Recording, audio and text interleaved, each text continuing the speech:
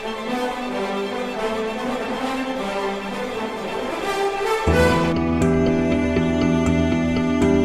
back, friends. We're discussing Our Lady's Charity as represented in the red rose. We have another quote from St. Bridget. Nothing was pleasing to me but God. This is Our Lady speaking to St. Bridget. I always wished in my heart to live until the time of his birth, and perhaps deserved to become the unworthy handmaid of the Mother of God. I also promised in my heart to keep my virginity if this was acceptable to him, and to have no possession in the world. However, if God wanted otherwise, my will was that his will, not mine, be done. Here's the money quote for this section. For I, Mary, believed that he could do all things and wanted nothing but what was beneficial and best for me. That is that confidence. Therefore, I entrusted all my will to him. Our Lady's confidence. She knew that our Lord would want nothing but what was beneficial and best for her.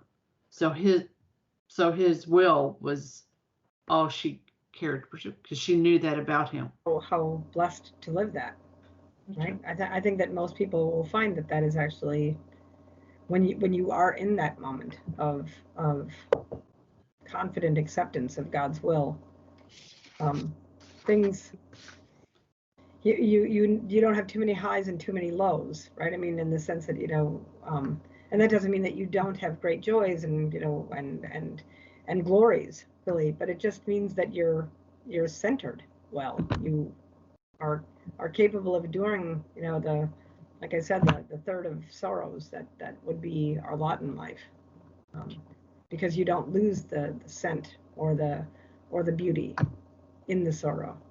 You just recognize that it's part of it. Yes, that's right.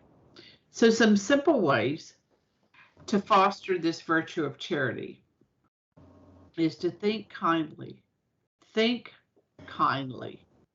and speak kindly of others, to pray for the needs of others, seeking to give and love without needing anything in return.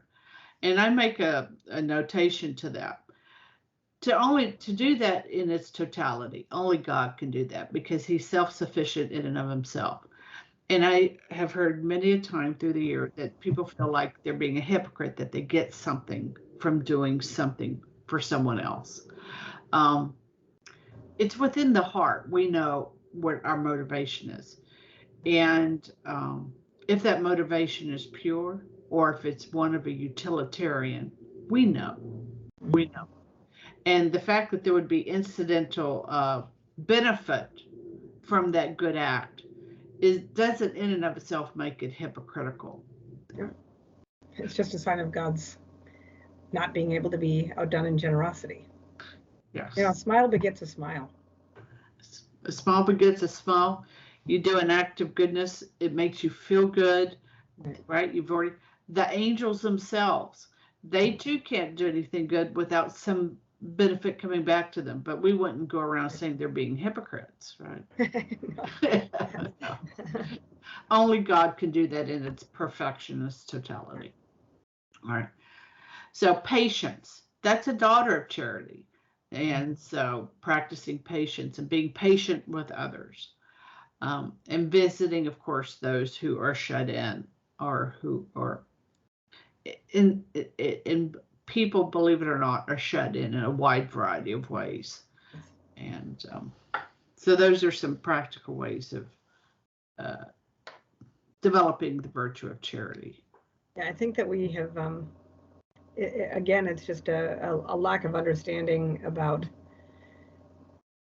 charity as being love in action, but because we have lost our bearings in regards to what love is, we equally lose our, not motivation, but our ability to perform charity correctly, because we have a wrong end in mind. And I think that perhaps because of that, we do feel bad when, I mean, that's what maybe maybe it is in that element that the hypocrisy tends to feel more poignant to the person who's being the agent of, you know, of charity, is if they don't necessarily have a right, that right understanding of love itself, then, you know, I think that that lack of understanding there feeds that, because it becomes more about the ego, right? I mean, loving, you don't love the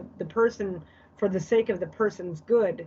In general, you tend to, we now try, we're castigated for not loving them, not as they ought to be, but as they are, right? I mean, you know, we keep the modern, this modern preaching that, you know, you have to accept the person as they are, and that where they are is fine, and that's the only place where you should love them.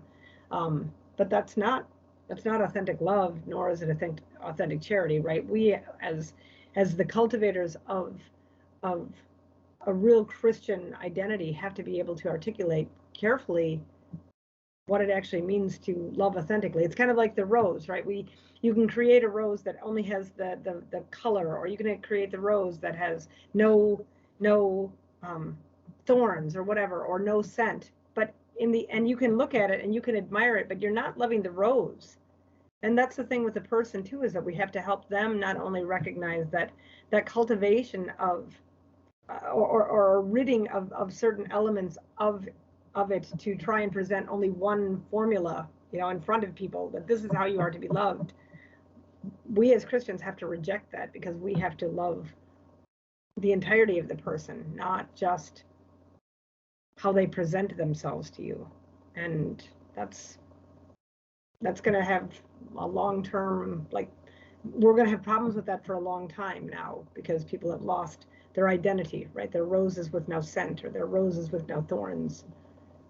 And to bring them back to the integrity. And I think that goes back to what we were talking about before in terms of nature, right? Of getting back into the dirt, of tilling the ground, and not just being worried about all the trees, but being worried about the tree. That's right. Good term. All right, my friends, we're going to pick up with Our Lady's purity, represented by the white lily. Till then, fides, Oratio.